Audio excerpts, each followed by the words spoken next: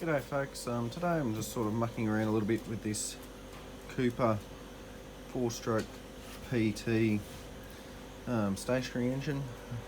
I'm not entirely sure of the year. Bought it at a garage sale a while ago.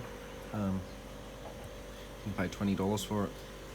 So I've done a little bit of diagnosing so far. There's no spark and very much a lack of compression.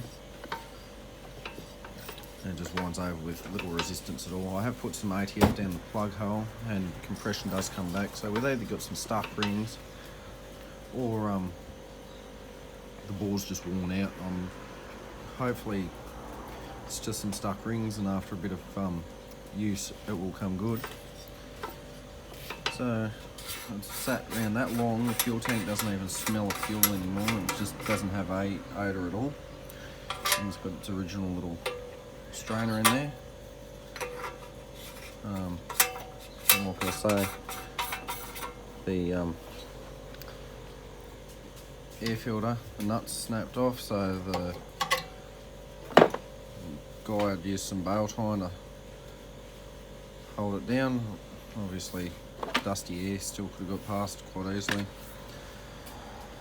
Fuel line snapped off. I'll have to deal with that later.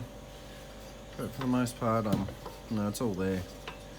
So, first things first, I might take it up the back and actually just give it a bit of a wash and block off this intake. And you might remove this fuel tank, remove this blower housing, which does have some significant rust in the bottom. I'll give that a really good wire wheel, and maybe at the worst case I'll just use some body filler to fill any pinholes depending how bad the hole opens up. I did want to give this a quick coat of paint while it's apart as well. Alright, so we'll go up the back and start cleaning. Just some basic cheap degreaser. Give it a good hosing. God knows how long this stuff's been on here for, so anyway, one quick soak will get rid of the bulk of it, I guess.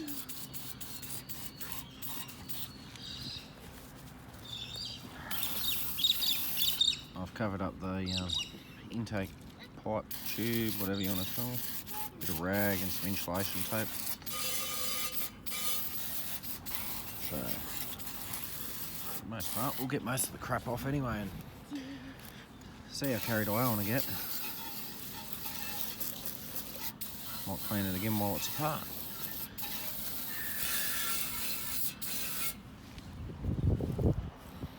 I'm not entirely sure what this fuel tank's made out of yet. It's in beautiful condition. No rust at all, so it must be a copper or brass or alloy. I don't know. You wouldn't know until you polish one section of it. The lid's brass. There's your original plaque. We'll clean that up. Might even polish it. Don't want to get too carried away. You might lose some of the lettering. But anyway, won't hurt just to give this a really good pressure wash. Can't make it any worse. So I'll leave this to soak for a couple of minutes, and we'll come back with a pressure washer and give it a good blasting.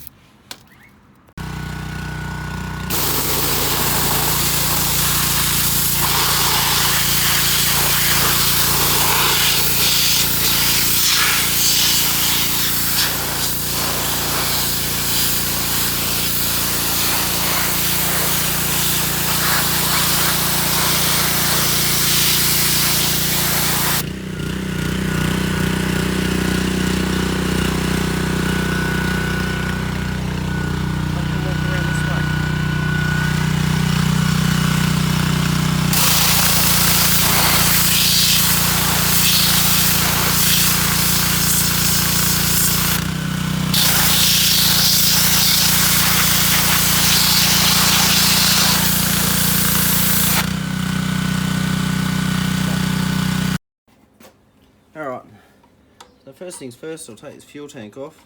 Now I was going to try and take the whole bracket and what have you, but it's sort of looking like I need to take the tank and the bracket. A bit of a bummer. Yeah, I'll probably only separate them if I do give it a coat of paint to paint them anyway. So Not the end of the world. What we might do though is just put a scratch on this side so we know which way around it went, but it is pretty obvious. Fuel lines on this side, comes around to this side, so get these bastards undone. There's another one. There's another one.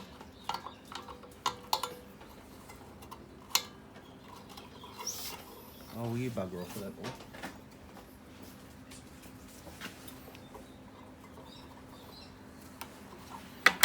Yeah. Someone with smaller hands must have put this together than me.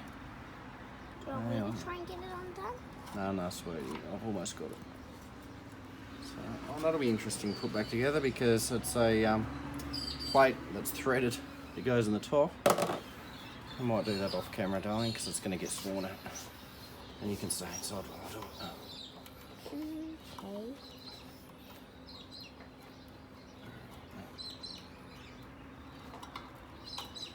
Come on. There we go. 3. We just need the 4th one. Oh, this one's way up in here. You can get maybe a quarter of a turn at a time on it. I've noticed that the cylinder is detachable from the block, so it is sort of fully rebuildable. And the valves are mounted in the cylinder, so like it's an L-head engine. It's pretty cool. I don't want to tear it apart that much, but something to observe anyway.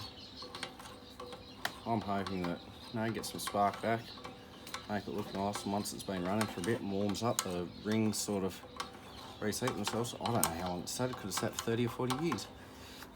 These things used to get used in shearing plants, real mowers, like little walk behind push ones. Anything where you needed a small, light duty engine for multiple tasks. So, there goes that. There's another one of those plates that's threaded. I'll set that out of the way for a minute. Now, come in and have a look. I've got 1, 2, 3, 4 bolts holding this on. Oh, this bracket separates as well. And this bracket that goes across the carburetor. So I've never pulled one of these apart before, so I won't claim to be an expert on it. Little screw here. Oh, it's got a nut on the back of it. It'll be a bit of a Meccano set to put back together. Anyhow, I'll leave that there for a moment because I've already loosened these head bolts off earlier. Just to save a little bit of time. Sit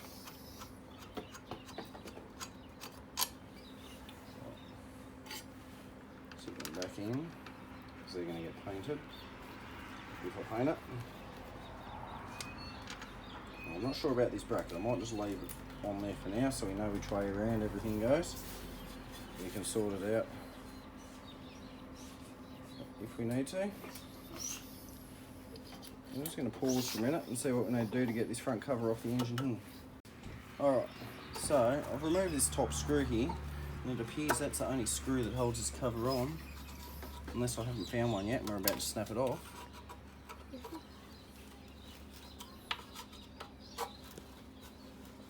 So what we'll do is ease it gently. It must be attached to something, it's just not moving.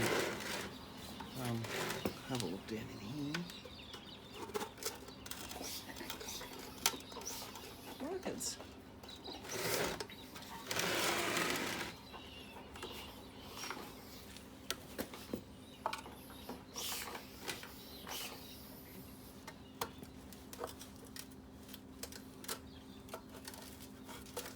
There we go. Hang on. Oh, look at that. That's awesome. Hang on, it's still attached to something down here. But, oh no, it's just another tab. Now that, feed the ignition wire back through. We'll make a new plastic grommet. Well, that was a grommet. Here's our cover. So we'll give that a thorough wire brushing and a little bit of body filler to smooth it out if I paint it. It's had a rough life and it's been in floodwater and sat there with the water level there for quite some time. Get that out of the way. I've got to find our Magneto on points. Oh, it's quite dirty. I'll undo this bolt here. I'll soak it in a minute in some oil. Hit it with the impact, but behind the flywheel is just disgusting. So this project might already be derailed. Alright, we'll be back. Alright, so we've had a bit of a pry at the flywheel, taken the pulley off. And this is what we're greeted with. So, just grab my pliers. Oh, the magnets are still kind of magnetic. That's just a counterweight, so it won't be magnetic. I've got some magnetic field still. It's a start, I suppose. And all our fins are intact. It's not uncommon for an older motor to have damaged flywheel fins. Yeah. Put that on me. Alright, so. Oh wow, our points aren't closing at all, so it's definitely why I've got no spark. So, as this turns around here, oh yeah. You know what? Yeah. Don't try this at home, kids, but I think I'm going to I'll remove this timing plate without screwing too much up. We can either remove it and clean it inside and blow it with the air hose, or I can just rough it, spray it with degreaser and hose it, and neither's going to cause any more damage than what's already here. Hopefully I'm able to replace this ignition wire here. I don't know whether it's soldered on or it's not screwed in like a Victor one would be. But in saying that, apart from this little section here, which I could put about 3 lots of heat shrink on it to be okay, it might be alright. More spider webs. Dog's eating them. Cool. Alright, I'll go decide what I'm going to do, and we'll be back. So what I'm going to do is take these 4 plates out that hold the whole I suppose you'd call it a Magneto plate on. You've got a little felt roller here that goes against the crankshaft to keep it greased for the points to rub against. It's quite a clever little setup. Doesn't look like anyone's been in here before really stuffing things up. Someone has adjusted the points before. And screwdriver marks on the points.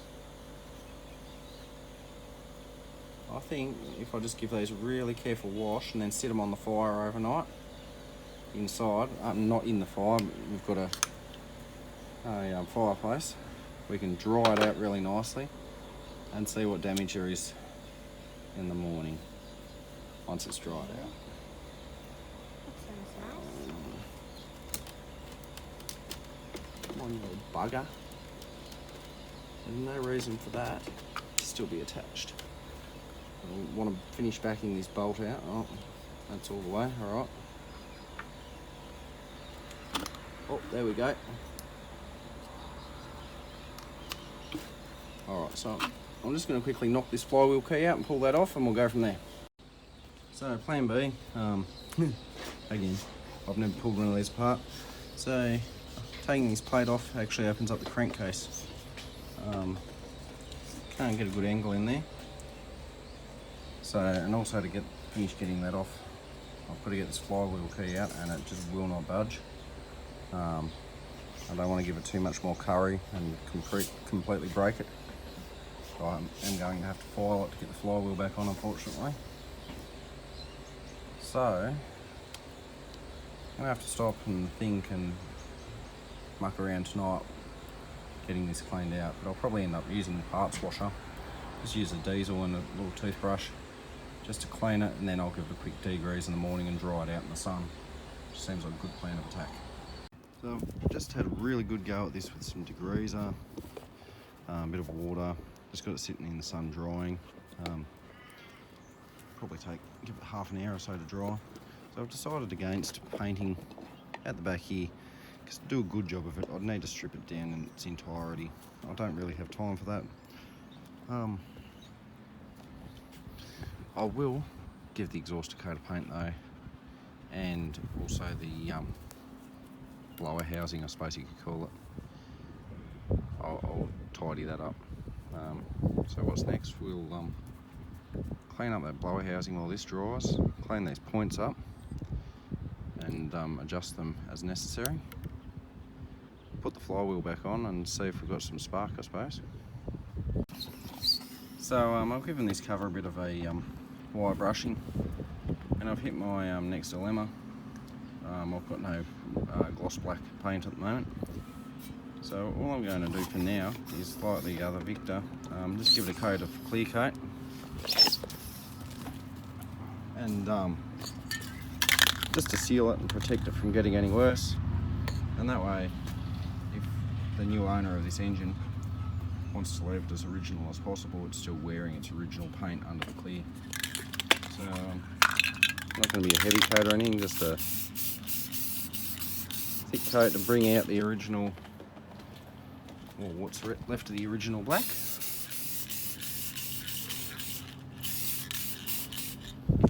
And that'll do us for now.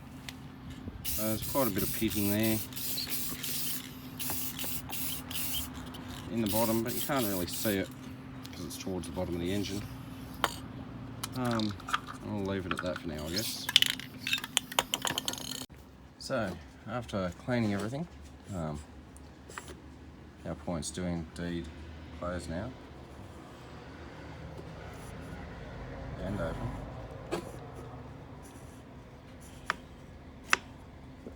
and close. So in theory, everything else is okay. If I clean those points and put the flywheel back on, we should have spark. In theory, anyhow. And there is a little bit of grime still on that pad where the points close. It's just a dip in the crankshaft, so I will clean that a bit more and just put the smallest amount of grease on this felt wheel here and leave it at that. So, after a miniature heart attack and measuring the coil and thinking it was short at the ground and mucking around, I thought this video was going to come to an abrupt end, but we've got spark, so I don't really care. I couldn't get any spark out of the original spark plug. I will try and clean it, because it'd be pretty cool to have the original 50-plus-year-old spark plug in there. If not, I can just put in a standard CJ8 at the right length, and we can use that instead. This is just one from a Honda lawnmower. Go.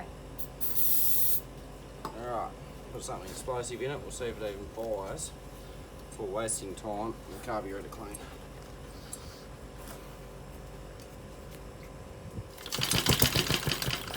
Oh, had some fire there. Try one. Still going? Good girl. We've got a different helper at the moment.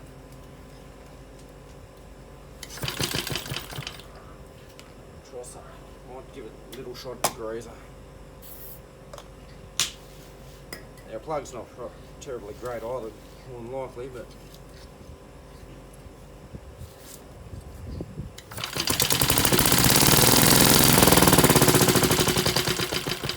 alright, let's rebuild the carburetor. So, remove this carburetor.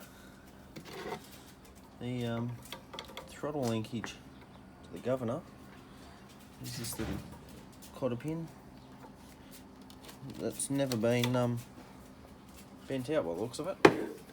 Tiny little thing. So there, that should just come out in theory. Oh, I can wait a minute. Looks like the carburetor screws undone. I've got 2 flathead screws, one back here.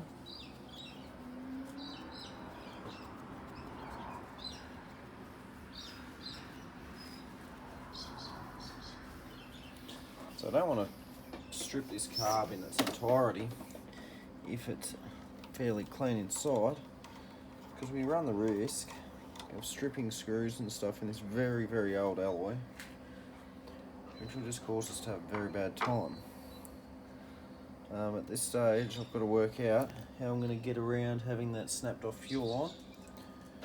But for a quick run later, I can just fill this float bowl up with petrol and run it off that. Well, there's our choke. A little bit grubby. So there we go. There it is removed. Now we'll clear this bench off a bit and take these screws out of the top and see what it looks like inside. So we've got 5 bolts holding this top cover on. I'll just leave the choke cable out for now, only because it is seized, and obviously someone's disconnected it in the past. I'm going to have to sit here and be very careful with these bolts, as I was saying. I don't want to strip it right down. The heads of the screws are very soft.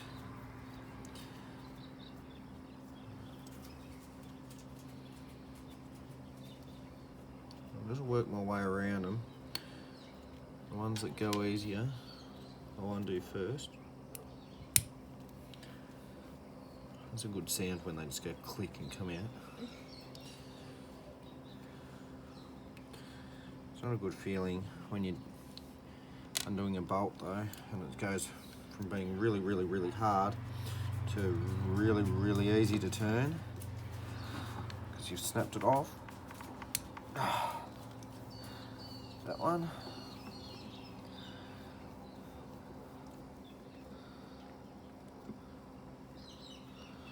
So we'll lube these screws before putting them back in. So I haven't got anything that size.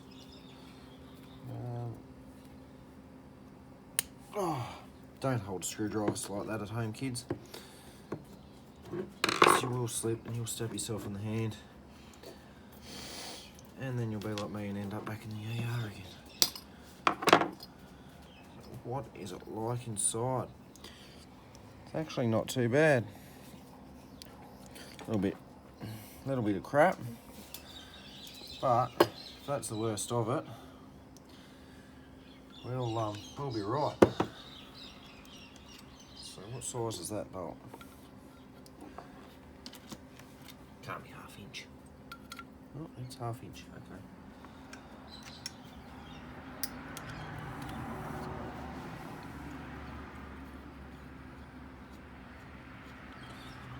And this what? We've got another jet that goes up the inside of that hole there, up to our venturi. And then, a bit of an odd thing, but what I'll do is I'll try and get that jet out. If I can't, I'll just put some wire up it to make sure it's clear. So I don't want to damage it. And then this little tube here, this screw here looks like it's a tube that goes back the other way.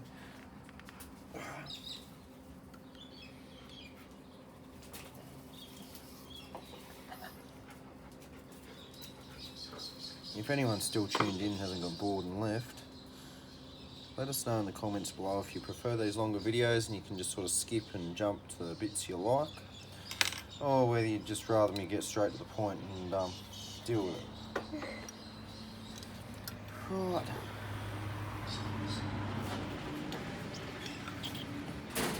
Alright.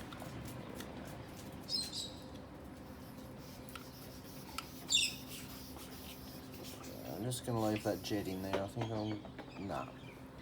Alright, I'll go and dose this in carby cleaner and come back when it's all done. So I'm just chucking this fuel tank back on. So now our next dilemma is this fuel line. I haven't got any replacement stuff at the moment and it's quite twisted and out of shape. So I can shorten it and reuse this fitting, which is stuck in the nut, to seal it up again, and that's all well and good. And we've got this little brass all off, and I think someone's had dramas with it in the past because there's some sort of sealant wrapped around it. Don't pull too much of it off. What it will do is, you can see the broken off bit of fuel line in the middle there. I'm going to push it out, find something to punch it out with. What we're going to do is I'm going to cut the fuel line up about here. Probably not with pliers because it'll crush the tube. Find a way of doing it anyway. I might use a hacksaw. And then run a little bit of Victor fuel hose. And I'll just put a little barb sticking out of this original fitting here. And I'll probably have the purists crying, but it'll get the job done and get it running. So yeah, I'll go and find something to cut that with. I'll cut it off about here, and then I'll use a little bit of the stuff we've cut off to make a new bit to stick out there, and we'll run a rubber hose down to it. Okay. Alright, we've got fuel in the tank. Our first fuel line was a bit of a fail, it started leaking. So we've got a little bit longer. So I'm going to slide it onto this pipe just that little bit further.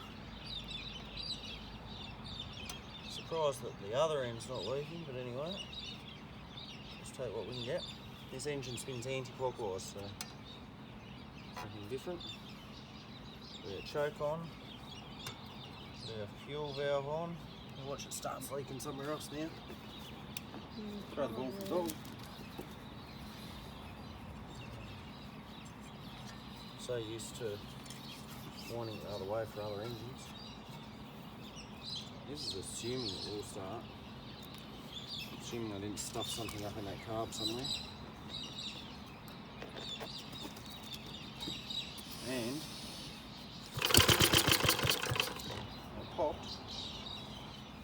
I'll turn the choke off.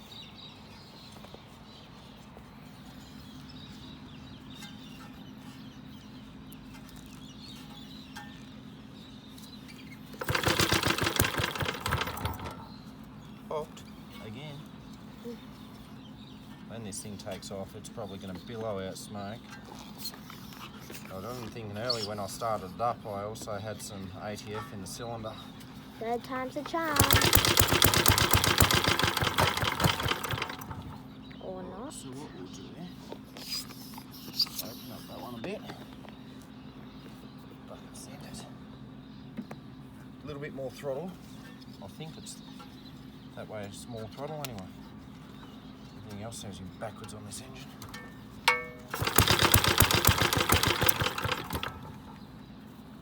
Wants to.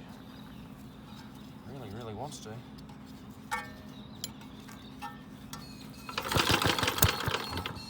Put our choke back on. I need a little bit of choke, just not all the way, not all the way off. We've got a bit of a fuel leak happening. Actually. Anyway.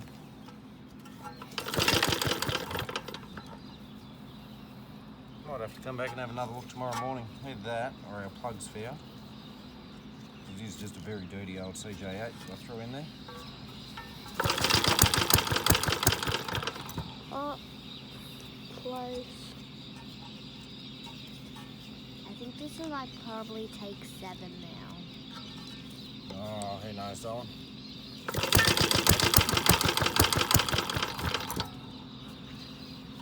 You wouldn't know the last time this was running because you couldn't even smell fuel in the tank. Things like valves and that need to seat. There's very little compression. Why is this? I assume it's the idle screw. I'm just going to wind it in.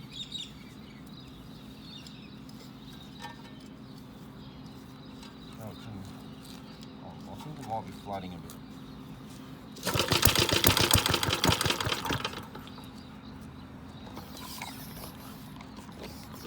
We'll turn our fuel tap off.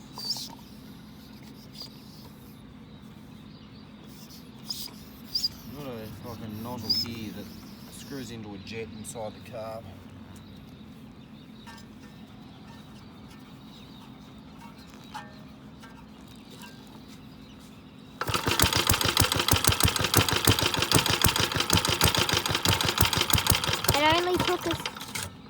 almost. Never mind. It's only taken us 4 minutes so far. Alright. I think we've got a 256 gigabyte card.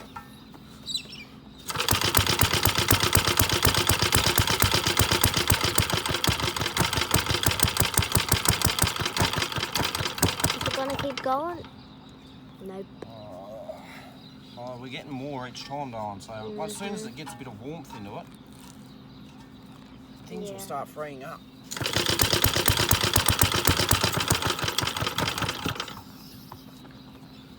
It's pouring stronger and stronger each time. So in a minute, we'll give it one more go. We'll stop, clean the plug, see where we're at, and go again. So.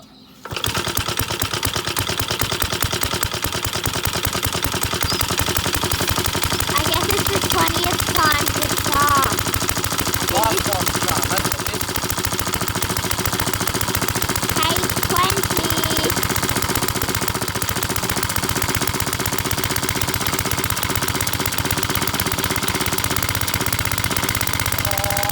That's smoke in my eyes.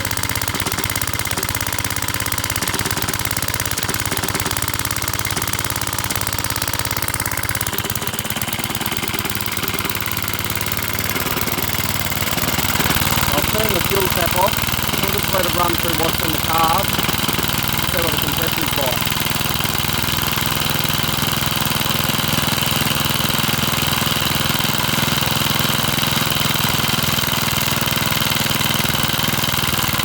I'll turn the fuel back on.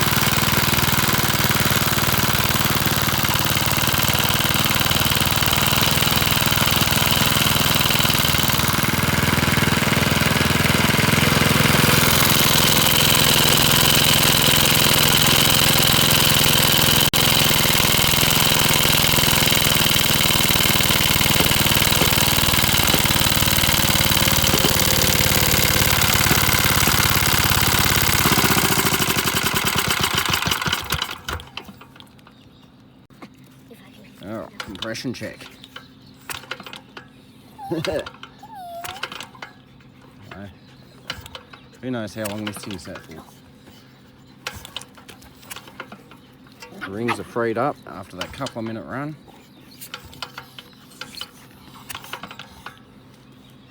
Watch, I bet I can't get it to start again though. Sweetie, take camera.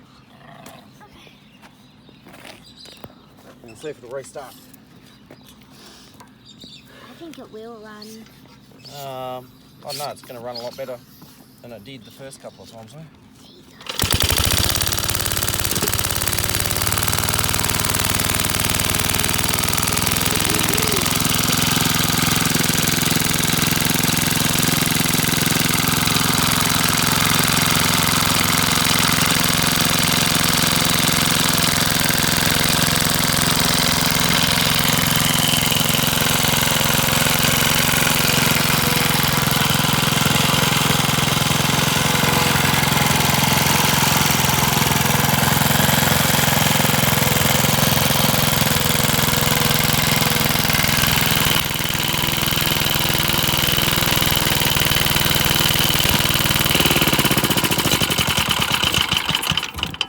Something hot fell out of there. Wonder if the camera picked that up. A bit of carbon or something. Well, that's running beautifully. So, no, at the end of the day, apart from a little bit of cleaning, this engine that, who knows at the end of the day how long it's sat for. A spark plug, clean the points, replace this little bit of fuel line, which I will do properly. It's running like a clock. Unfortunately, I haven't painted it up. I think I'll leave it as is and sell it as is. A collectible on it. I've got way too much crap collected as it is, so I don't need any more. But it's not the best compression I've ever seen, but now it's actually got some points where it definitely pulls up. So after that little bit of running, our valves have sealed up, our rings have let go a bit, and it's just running so much better. Now it's time to start cleaning this one up. If you like this video, make sure to subscribe and give it a big thumbs up. Peace out.